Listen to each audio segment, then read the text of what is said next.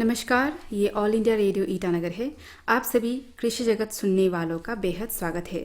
श्रोताओं, फसल के साथ साथ अपने स्वास्थ्य का भी ख्याल रखना बेहद ही ज़रूरी होता है। इसीलिए आज स्वास्थ्य से संबंधित हम आपके लिए विषय लेकर आए हैं, हृदय रोग से संबंधित जानकारी। और हमारे आज के मेहमान हैं doctor Rinchin Dorjee Megi ji, cardiologist, Tomo Riba institute of health and medical sciences, Naharlagun में। चलिए उनका स्वागत करते हैं। सर, आपका बेहद स्वागत आज के इस कार्यक्रम में। नमस्कार। तो सर, हमारे श्रोताओं को पहले बताएं, ये कार्डियोवास्कुलर डिजीज यानी कि हृदय रोग किस तरह से होता है और क्यों होता है, इसके कारण बताइए जी। कार्डियोवास्कुलर डिजीज मतलब बेसिकली जो भी रोग हार्ट से रिलेटेड होता है उसको बोलते हैं। जैसे cardio means heart, vascular means जो पाइप्स जो हार्ट से निकलते हैं। एक्चुअली देखा जाए तो हमारा body is purely based on circulatory system. एक बीच में एक पंपिंग सिस्टम रहता है, फिर उसमें बहुत सारे ये पाइप्स जुड़े होते हैं, and heart is the centre of the circulating system. तो जो भी रोग उत्पन्न होता है हार्ट और उसके रिलेटेड जो पाइप्स निकलते हैं हार्ट से, यानी द सर्कुलेटरी सिस्टम, उसको कार्डियो एंड वास्कुलर डिजीज बोलते हैं। वैसे तो बहुत सारे डिजीज़ हैं इसके अंदर, तो जिसके बारे में शायद हम आगे डिस्कस करेंगे। तो फिलहाल श्रोताओं को ये समझना है कि कार्डियोवास्कुलर सिर्फ हार्ट रिलेटेड नहीं, हार्ट से जो पाइप्स निकलते हैं उसको वास्कुलर सिस्टम बोलते हैं, तो उसको भी कहते हैं। अच्छा, तो हृदय से संबंधित समस्याएं ना हो, इसके लिए लोग क्या करें, किस तरह की जीवन शैली अपनाएं, क्या करें, खान पान किस तरह से करें जी? ये आज के इस भागदौड़ की ज़िंदगी में लाइफस्टाइल मैनेजमेंट बहुत ही इम्पोर्टेंट है। और लाइफस्टाइल मैनेजमेंट के बारे में जानने से पहले आपको एक्चुअली बीमार लोग होते क्यों हैं वो बहुत इम्पोर्टेंटली जानना ज़रूरी है जी बिल्कुल। तो जैसे कि बीमारियों को अगर आप ब्रॉडली डिवाइड करें तो एक होता है कम्युनिकेबल डिजीज़, एक होता है नॉन कम्युनिकेबल डिजीज़। कम्युनिकेबल यानी जो एक दूसरे से फैल सकता है, तो ओवरऑल उसमें इन्फेक्शियस डिजीज़ आता है। जैसे कि आपको वायरस, ये अभी फ़िलहाल में जो कोरोना वायरस का है उस प्रकार एनी वायरल डिजीज़, आपके बैक्टीरियाज में बहुत सारा, अभी मलेरिया जो था उस प्रकार के, फिर अभी लूज मोशंस, डायरिया वगैरह, तो वो सब इन्फेक्टिव डिजीज़ मोर और लेस ये कम्युनिकेबल में। अभी नॉन कम्युनिकेबल डिजीज़ेस उनको बोलते हैं जो एक इंसान से दूसरे इंसान को डायरेक्टली स्प्रेड नहीं होता है, इट्स नॉन कंटेजियस भी बोलते हैं। उनमें जैसे कि वेरी फेमस डायबिटीज़, आपका high blood pressure, cholesterol high होना जिसको हम डिस्लिपिडीमिया बोलते हैं, मोटापा, तो ये सब है जो बेसिकली नॉन कम्युनिकेबल डिजीज़ है। ये होने से क्या होता है, अगर आप ये सब डेवलप कर जाते हैं तो प्रॉब्लम ये है कि फ्यूचर में आपको कार्डियोवास्कुलर डिजीज हो सकता है। मतलब ये एक रिस्क फैक्टर है, जैसे कि डायबिटीज़, ब्लड प्रेशर हो गया, आपका ये कोलेस्ट्रॉल का प्रॉब्लम हो गया, मोटापा हो गया, इवन स्मोकिंग और दारू भी आप लोग जानते ही हैं। तो ये सब को रिस्क फैक्टर बोलता है। अब रिस्क फैक्टर है क्या? रिस्क फैक्टर वो चीज़ है जो फ्यूचर में आपको बीमारी करा सकता है।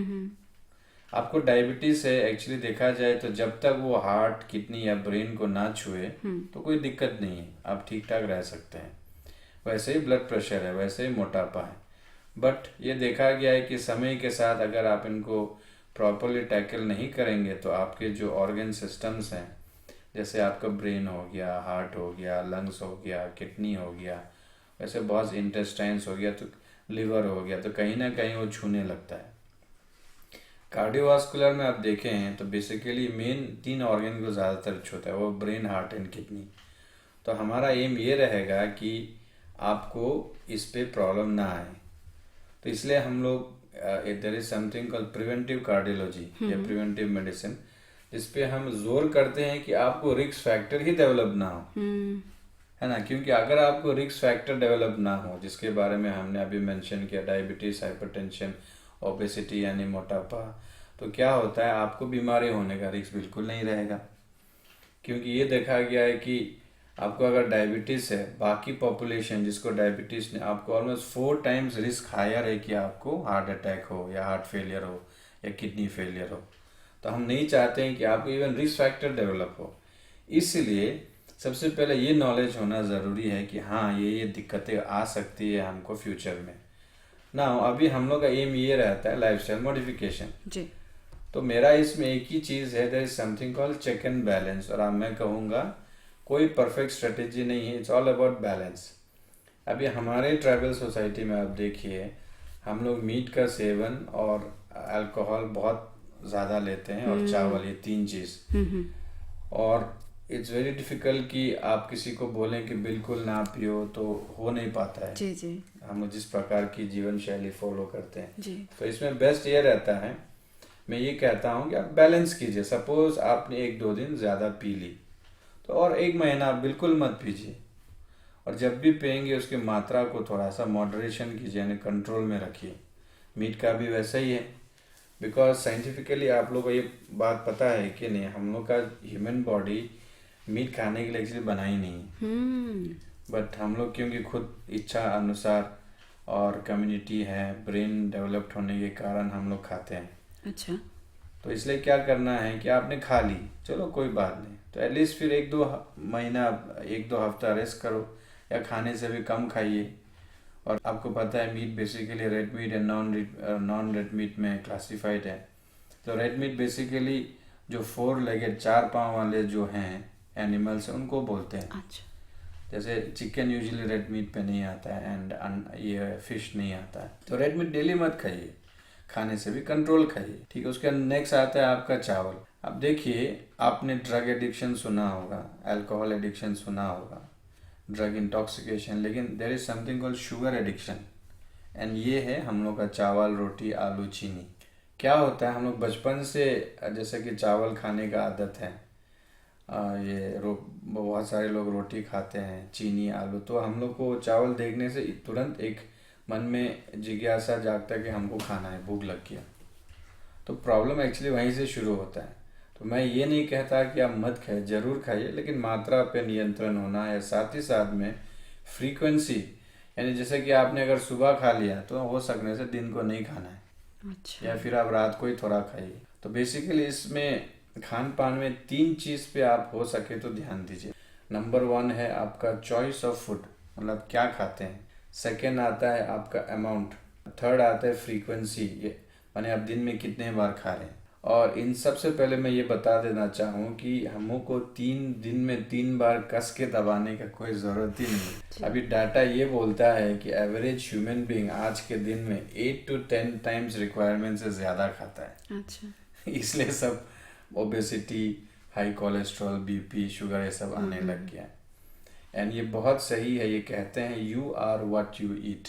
तो इवन आपके फ्रेंड्स वगैरह को देखिए जो बहुत फिट फाट है, आप देखिए उनके डाइट को गौर से। सम आर नेचुरली लकी, वो लोग फास्ट मेटाबोलाइजर्स होते हैं, ज़्यादा खाने से भी बदन पे नहीं आता है। लेकिन ज़्यादातर लोग जो स्लो और मीडियम मेटाबोलाइज, आप थोड़ा अपना ज़रूरत से ज़्यादा खाएंगे तो बदन पे आ जाता है मोटापे में। Now number 1 choice of food. देखिए हाई कैलोरी फूड आपको अवॉइड करना ही चाहिए। देखिए नंबर 1 उसमें जैसे मैंने बताया चावल जी। और रोटी, वो एक ग्रुप कर दिए। सेकेंड आता है आपका आलू, चीनी, एंड थर्ड इज आपका नॉट मीट भी इसमें नहीं आता है। थर्ड इज आपका बेवरेजेस, यानी जूस वगैरह जो आप पीते हैं, जिसमें चीनी बहुत होता है। एग्जैक्टली जी। तो हम लोग को जो भी वेट प्रोग्राम में आप देखिए, आप जो भी पकड़िए, मेडिटेरियन डाइट हो या कीटो डाइट, कहीं भी देखिए आप, ये सब को हटा दिया जाता है, बिकॉज हम लोग को इतना कैलोरी नहीं मांगता है। अगर आप 2 पीस पूड़ी खा लेते हैं दिन में बाद का बाद और साथ में जूस पी लेते हैं, आपको विश्वास नहीं होगा, उसको पचाने में आपको ऑलमोस्ट 2 हफ्ता जाता है। तो calorie count is very very tricky. आपको लगेगा हमने कुछ खाया नहीं यार, एक समोसा खा लिया और आलू, उसमें तो आलू बढ़ा रहता है, तो बाद में आपको पता चलेगा कि उसको पचाने में, डाइजेस्ट करके उसके एनर्जी को बॉडी से यूज़ करके उसको यूज़ करने में आपको ऑलमोस्ट 2 वीक्स लग जाएगा। तो लेकिन आप 2 वीक्स तक तो खाली पेट रहते नहीं, जी। फिर आप खाते रहते हैं। That's why you keep on piling up. इसलिए ये समझदारी होना है नंबर 1 कि चावल रोटी खाना हमेशा बिल्कुल ज़रूरी नहीं है, ठीक है। वो बहुत ज़रूरी है, बहुत लोगों को लगता है कि हमको खाने है, तो ये विल पावर, ये नॉलेज डेवलप करना है, जी। बहुत ज़रूरी है। सेकेंड आता है आपका अमाउंट। अमाउंट मीन्स कम कर दीजिए। इसमें आप अगर 2-3 थाली खाते हैं तो ये पहले एक थाली में आ जाए, फिर आधा थाली खाइए। फिर बहुत लोग ये पूछते हैं तो खाएं क्या हम? चावल रोटी चीनी के अलावा खाने के लिए बहुत सारी चीज़ें हैं। फ्रूट्स खाइए। लंच में ब्रेकफास्ट खाया है तो लंच मत खाइए, तो लंच में आप अच्छा से पानी पीजिए, साथ में फ्रूट्स या कुछ सूप वगैरह ले लीजिए हल्का। डिनर में भी आप वो कर सकते हैं। But suppose you are in growing stage, may be somewhere 10 to 25, 21-25, तो उस पर आप खा सकते हैं, बिकॉज आपका एनर्जी कंजम्पशन भी होगा। But as you age on तो आपको मेंटेन करना पड़ेगा। एंड नेक्स्ट इज, जैसे कि मैंने फ्रीक्वेंसी के बारे में, अमाउंट के बारे में बताया कम खाने के लिए, तो आप again this is again coming on to your knowledge and will power. ज़्यादा खाना ज़रूरी नहीं है, ये बात आपको समझना है। सबसे पहले ये समझना है कि शुगर मतलब जिसमें उसको खाना ज़रूरी नहीं है। सेकेंड ये है कि अमाउंट ज़्यादा खाना ज़रूरी नहीं है। थर्ड एंड वेरी इंपॉर्टेंट, जिसमें आजकल बहुत रिसर्च आ रहा है, फ्रीक्वेंसी मतलब दिन में कितना बार खाएं तो खाएं। आज के टाइम में कहा जाता है कि 6 to 8 आवर्स में एक बार खाना चाहिए। अच्छा, 3 टाइम की जगह आप एक बार खा सकते हैं दिन में, चावल वगैरह। अच्छा, 6 to 8 आवर्स आपको बेसिक एक टाइम फ्रीक्वेंसी में। जैसे आपने ब्रेकफास्ट 8 बजे खा लिया तो आप शाम को 2-3-4 बजे खा सकते हैं। ऐसा है। और रात को डिनर उसके अनुसार आप मिलाते रहने। और आपको ये भी बात भी आप लोग को पता होगा कि हम लोग डाइजेस्टिव सिस्टम यानी स्टमक को बोलते हैं ये सेकंड ब्रेन, गट को। क्योंकि सपोज आपको अच्छा नींद चाहिए, तो अगर आप बहुत लेट नाइट खाएंगे और हैवी खाएंगे और आप तुरंत सो जाते हैं तो डाइजेस्टिव सिस्टम एक्टिव रहता है, जिसके कारण आपका बॉडी को अच्छा स्लीप नहीं मिलेगा। इसलिए अर्ली डिनर खाना चाहिए, खाने से भी at least 4 hours before going to bed. तो बहुत लोग 10-11 बजे खाते हैं फिर सोते हैं, तो नहीं हो पाता अच्छा नींद। तो इससे आपका नेक्स्ट डे का जो मेटाबॉलिक एक्टिविटी है उस पर असर करता है। अच्छा। और अभी बहुत आई थिंक वेरी सून ये किताबों में भी आ जाएगा, बहुत इंपॉर्टेंट रिसर्चेस फास्टिंग पे चल रहा है। आप लोगों ने इंटरमिटेंट फास्टिंग सुना ही होगा। तो अभी ये देखा जा रहा है कि अगर आप 36 आवर्स फास्टिंग इन 6 मंथ्स करते हैं, 36 hours means almost two what you call 1.5 day ना, ज़्यादा भी नहीं है। तो उसमें क्या है, ये देखा गया है कि आपका ग्रोथ हार्मोन लेवल इम्प्रूव करता है, इम्यूनिटी इम्प्रूव करता है। नंबर 3, आपका इंसुलिन रिक्वायरमेंट एकदम कम हो जाता है। नंबर 4 एंड सबसे इम्पोर्टेंट, स्टेम सेल्स होते हैं। स्टेम सेल्स मीन्स नया सेल, एकदम ब्रांड न्यू सेल्स बहुत बनने लगता है। एंड जो सबसे इंटरेस्टिंग जिसके लिए एक्चुअली काम किया जाए, आपको कैंसर होने का चांसेस ऑलमोस्ट नील हो जाता है। अच्छा। और बहुत सारे डाटा आ रहे हैं, बहुत बढ़िया से अभी ये काम चल रहा है। तो इसलिए हम लोग जिस जमाने में अभी जी रहे हैं, आप आसपास आंख खोल के देखिए, everything is in packet. Juice बोलिए, ये बोलिए, कुछ भी बोलिए, बेवरेजेस कुछ भी आप बोलिए, तो आपको थोड़ा बच के रहना पड़ेगा खुद। Because you cannot blame the companies कि आप क्यों बना रहे हैं, बिकॉज बहुत सारे चीज हैं, एम्प्लॉयमेंट है, पैसा है, जो भी है। यू शुड नॉट कि आप ऐसा नहीं कि रेगुलर खाते रहें। ये बहुत बहुत इंपॉर्टेंट है। जैसे हम लोग तुरंत देखते हैं, बाहर में कुछ देख लिया, पैकेट में चॉकलेट देख लिया, तुरंत खाने मन करता है। But the amount of calories वो जो आपको देगा, that is very harmful to your body. होता क्या है, जैसे आप कैलोरी खाते, इंसुलिन लेवल आपको शूट करेगा। And that shooting up of insulin level is not at all good. तो इसको मॉडरेशन में लाने के लिए इसलिए ये आपका फ्रीक्वेंसी ऑफ मील्स को एकदम कम करना है। अच्छा, खाने पीने का ध्यान बहुत ज़्यादा रखना पड़ेगा। और सर, मैं आपसे एक बात पूछना चाहूँगी। जैसे हमारे किसान भाई हैं जो बहुत मेहनत भरा काम करते हैं फिजिकली, जो शरीर पे बहुत असर करता है, तो ऐसे में क्या उन लोग आपने जो बताए खाने का जो तरीका है वो अपना सकते हैं, या फिर उन्हें कुछ है कि वो दिन में 6 से 8 घंटे के अंदर 2 बार खा सकते हैं, इस तरह की बातें? अभी मैंने जो डाइट बताया वो एक्चुअली अर्बन पीपल के लिए है, जैसे हम लोग या आप लोग हैं जो सिटीज में रहते हैं। बट जिनका आउटपुट ज्यादा है, उनका रिक्वायरमेंट थोड़ा ज्यादा होगा। तो they can tailor themselves according to that, उसके अनुसार मिला सकते हैं। लेकिन फिर भी उसमें भी ये सब जो इम्पोर्टेंट चीजें हैं, जैसे कि नंबर 1 बाहर का खाना पीना आजकल हर जगह मिलता है। नंबर 2 चीनी का सेवन, और चावल भले में भी आपको बाकी चीज़ खरीदने में दिक्कत होता है, चावल खाने से भी उससे अच्छा, क्योंकि रूरल एरियाज में आप ये हरी भरी सब्जी बहुत मिलेगी, तो उसका सेवन करने से ठीक है, ज़्यादा अच्छा रहेगा। अच्छा, तो अब जानते हैं जैसे कि हम बात कर रहे हैं कार्डियोवास्कुलर डिजीजेस के बारे में। आपने अब जो बताया वो है बीमार होने से पहले खुद को कैसे बचा कर रखे, ये बीमारी ना हो इसीलिए, या फिर और कोई बीमारी ना हो इसीलिए। तो जिनको हो गया इस सब की बीमारी और उनसे समस्याएं हो रही है और उनको हृदय की रोग होने का भी बहुत ज़्यादा चांसेस है, तो वो क्या करे और किस तरह से खान पान ध्यान रखे, या फिर जीवन शैली ही सही, या फिर अपने प्रिवेंटिव मेजर्स क्या ले?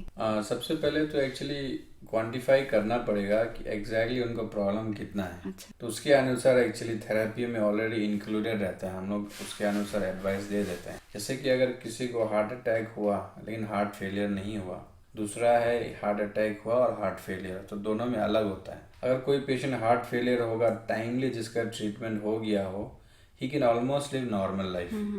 हाँ, लेकिन उनको तेल का मात्रा, दारू, सिगरेट, फिर जो मैंने बाहर के सामान को नहीं खाना है, जी जी। पानी अच्छा से पीना है, रेगुलर थोड़ा एक्सरसाइज कीजिए, वो सब थोड़ा, but actually it's very simple, आपको बस थोड़ा डिसिप्लिन होना है। ऐसे सुबह उठ के धूप में पत्थर तोड़ने का तो है नहीं, क्योंकि बहुत लोग एक्चुअली इतने इजी लाइफ जीते हैं कि उनको ये सब करना भी बहुत तकलीफ लगता है। तो आई थिंक वहाँ पे उनको थोड़ा समझना पड़ेगा। अच्छा। कि ऐसा कोई तकलीफ नहीं। तो अगेन 21 डेज, 1 महीना जब कोई कर लेता है रेगुलरली, फिर उसको आराम लगने लगता है। अच्छा। ना जो हार्ट फेलियर में है उनको हम लोग समय के साथ सिखाते हैं कि आप कैसे धीरे धीरे खुद को नॉर्मली लाएं, क्योंकि उनका हार्ट का पंपिंग पावर को देखना पड़ता है। हम सडनली उसको आप जाइए बैडमिंटन खेलिए नहीं कर सकते हैं। जी जी। तो दोनों में अलग आएगा। एंड आपका खान पान डिपेंड करेगा कि आपको डायबिटीज़ है, आपको ब्लड प्रेशर है कि नहीं, कोलेस्ट्रॉल कैसा है। जैसे अगर डायबिटीज़ है तो डायबिटिक डाइट थोड़ा सिखाया जाएगा।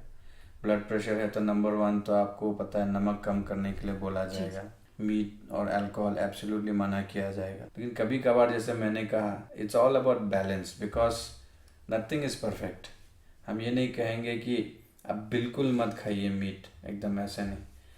हम लोग को इसलिए बोलना पड़ता है क्योंकि बहुत लोग को अगर हम परमिशन दे दें, फिर वो लोग आउट ऑफ बाउंड्स खाते हैं, कंट्रोल में नहीं खाते हैं। स्पेशली गांव वालों को ये थोड़ा मुश्किल होता है। लेकिन उन लोग को बोले मत खाओ तो खाने से भी हल्का सा ही खाएगा।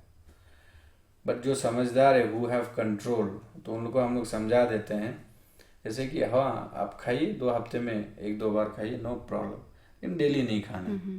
बिकॉज एक चीज़ आप समझ के रखिए, आप बीमार क्यों हैं? क्योंकि आपने आपका बदन का ख्याल नहीं रखा। और बदन क्या है? एक मशीन की तरह है ना। पुर्जे होते हैं, पार्ट्स होता है, जस्ट लाइक अ मशीन। तो कोई ना कोई पार्ट में असर ज़्यादा पड़ रहा है।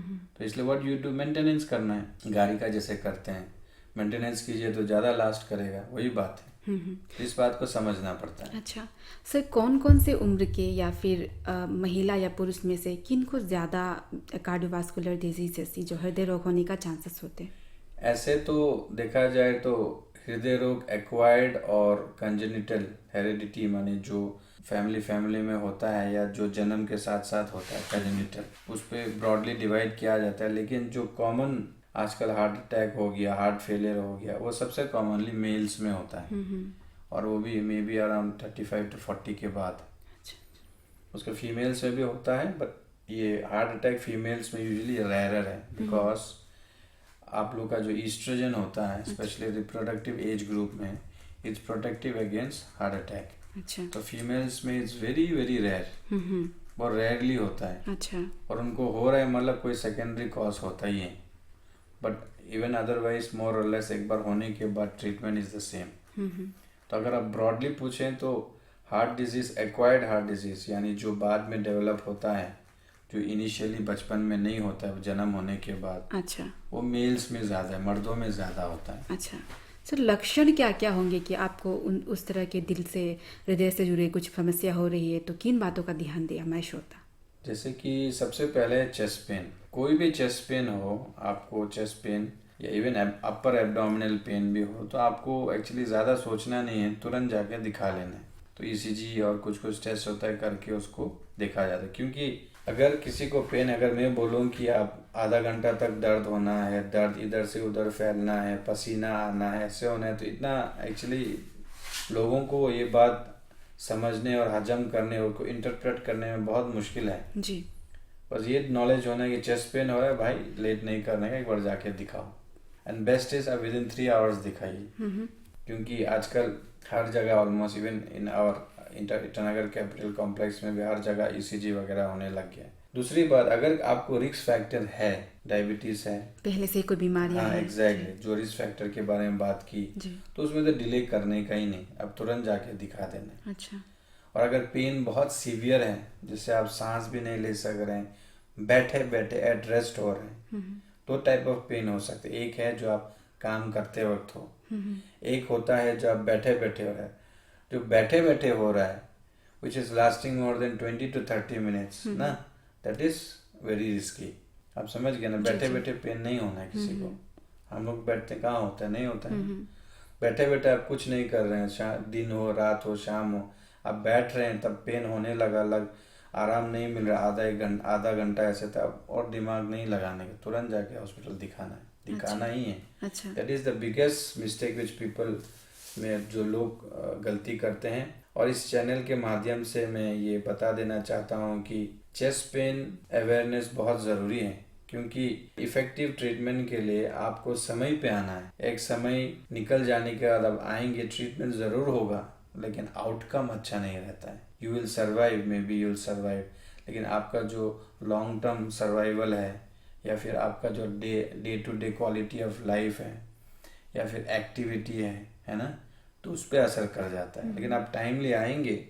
सपोज मैंने जैसे शुरू में आपको बताया, हार्ट अटैक हुआ, हार्ट फेलियर नहीं हुआ, हार्ट अटैक हुआ, हार्ट फेलियर हुआ, तो ऑब्वियसली जिसको हार्ट अटैक के साथ हार्ट फेलियर हुआ, उसका हार्ट ज़्यादा खराब हो जाता है। लेकिन जिसको हार्ट अटैक हुआ, समय पे दिखाया, वो ठीक ठाक ट्रीटमेंट कर लिया, फिर almost I can like normal life ही जीता है। ऐसे बहुत लोग हैं। अच्छा सर, अब ट्रीटमेंट में आप लोग क्या करते हैं, किस तरह के, जिनको होकर हार्ट ट्रीटमेंट में बहुत सारे मॉडलिटीज हैं। बेसिकली मैं हार्ट अटैक का आपको बता देता हूँ। इस हार्ट अटैक में होता क्या है, हमारे हार्ट के अंदर में जो खून की नली है, जैसे पानी का पाइप होता है, बहुत छोटा छोटा होता है, तो उसमें ब्लॉक आने लगता है। तो 100% ब्लॉक होता है, किसी में 80-90%, जिस प्रकार का भी ब्लॉक।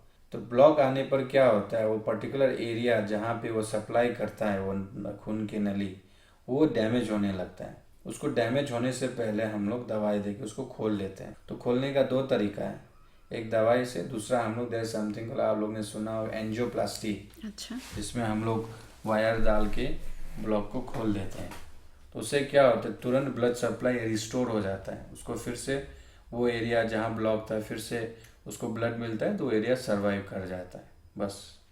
अच्छा, किन किन्हीं का दिल का भी कुछ चेंज करना पड़ता है सर, वो क्या केसेस है, किस लिए किया जाता है? एक्चुअली अभी बहुत अलग अलग किस्म के टाइप्स के प्रोसीजर्स होते हैं। किसी को जैसे कि पेसमेकर लगाना पड़ता है, जी वही, जिनका हार्ट रेट बहुत कम हो गया, वो इवन हार्ट अटैक के बाद भी होता है किसी का फिर बहुत साल, ये जैसे हमारा रूम है उसमें दरवाज़ा होता है, तो हार्ट में 4 रूम होता है, 4 रूम होता है, 4 दरवाज़ा, तो दरवाजे को वेल्व्स बोलते हैं।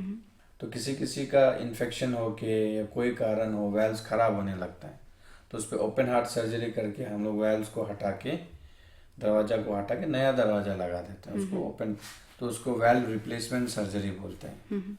तो उसी प्रकार हमारा जो हार्ट है उसके कपड़े होते हैं 2 लेयर, पेरिकार्डियम बोलते हैं। कभी कभी वो थिक हो जाता है, बहुत सारा कारण, उसमें एक ट्यूबरक्लोसिस भी है, तो फिर उसको ओपन हार्ट से फिर उसको हटाना पड़ता है। फिर वैसे तो बहुत सारे हैं, तो हार्ट ट्रांसप्लांटेशन तो आपने सुना ही होगा, जिसका हार्ट फेलियर का कोई मेडिकेशन से इम्प्रूव ना हो, तो उनको एक ऑप्शन ये रहता है। और हमने शायद शुरू में इसके बारे में बात नहीं की, लेकिन अब मैं पूछना चाहूँगी कि जिनको हृदय रोग की समस्या हो जाती है रिस्क फैक्टर के बाद, उन्हें जीवन में आगे में क्या क्या समस्याओं को झेलना या फिर सामना करना पड़ सकता है, किस तरह की समस्या? उनको सबसे जो कॉमन समस्या ये होता है, जो आप पॉजिटिवली ले तो समस्या नहीं, एक नंबर 1 ये कि हॉस्पिटल विजिट्स बढ़ जाता है। अच्छा। क्योंकि रेगुलर हॉस्पिटल विजिट करना पड़ता है। सेकेंड, फाइनेंशियल बर्डन थोड़ा आता है, क्योंकि रेगुलर मेडिकेशन पे रहना पड़ता है। थर्ड, क्वालिटी ऑफ लाइफ पे थोड़ा असर आता है, स्पेशली अगर वो ज़्यादा बीमार हो तो। जैसे आप मान लीजिए किसी को स्ट्रोक हो गया, पैरालाइज हो गया, तो ऑब्वियसली कहीं जाना है, कुछ करना है, वो नहीं कर पाते हैं, तो प्रोडक्टिविटी एंड उसका इफेक्टिवनेस कम होने लगता है। अच्छा। तो you can say value in society जो हम लोग बोलते हैं वो कम होने लगता है। बट फिर बहुत लोग ऐसे हैं जिसको इसको कुछ मानते नहीं, इसको मानते हैं कि just part and parcel of life है। सुबह उठ के हम ब्रश करते हैं तो सुबह उठ के दवा खा लेंगे, उसमें क्या है। It's all about your positivity and how you motivate yourself. जी। जैसे कि बहुत लोगों का तो बहुत हालत खराब है कि तो वो लोग बचते ही नहीं ज़्यादा दिन, तो दैट इज़ वेरी सैड। लेकिन अगर आप टाइमली ट्रीटमेंट कराएंगे, मेडिकेशन पे रेगुलर रहेंगे, तो आप बहुत आगे तक नॉर्मल लाइफ जी सकते हैं। अच्छा। और मैं अभी यहाँ आके मेरा ऑलमोस्ट 5 साल हो गया, मैं देखा हूँ लकीली हम लोग बहुत लोगों को मदद कर पाए हैं जिनका हार्ट फेलियर होने के बावजूद आज के दिन में they are doing very very well. And that is because वो लोग धीरे धीरे बात को एक्सेप्ट करते हैं। जैसे हार्ट के बीमारी ये सब में होता है क्या है प्रॉब्लम, आपको मेडिकेशंस बहुत बार लाइफ टाइम भी खाना पड़ता है। बहुत लोग शुरू में 3-4 महीने बाद बोर हो जाता है और इम्प्रूवमेंट होने के बाद और बोर हो जाता है, वो चाहता नहीं। तो हम लोग काउंसल करते हैं, समझाते हैं। और बहुत लोग क्या करते हैं, छोड़ देता है और कंडीशन खराब होता है, फिर बाद में दवा लेते हैं तो इम्प्रूव कर जाता है। Then they start believing. तो उन लोग को भी एक स्पेस हम लोग देते हैं, बिकॉज अल्टीमेटली दवाई खाना उनको है, दिल उनका है, पैसा खर्चा उनका है। तो they have to assimilate and understand कि ये हमको ज़रूरी है। जब ये बात धीरे धीरे समझ में आ जाते हैं उनको, फिर कोई दिक्कत नहीं रहता है। अच्छा। And they really do very well in long term. धीरे धीरे जागरूक होते जा रहे हैं। जी, एग्जैक्टली। जी। इसके अलावा मैं आपसे जानना चाहूँगी कि हाल ही में स्वास्थ्य से जुड़े जो साइंस है, जो विज्ञान है, उस पर कुछ नया बात आपको पता लगा है जिसे आप हमारे श्रोताओं से बांटना चाहेंगे?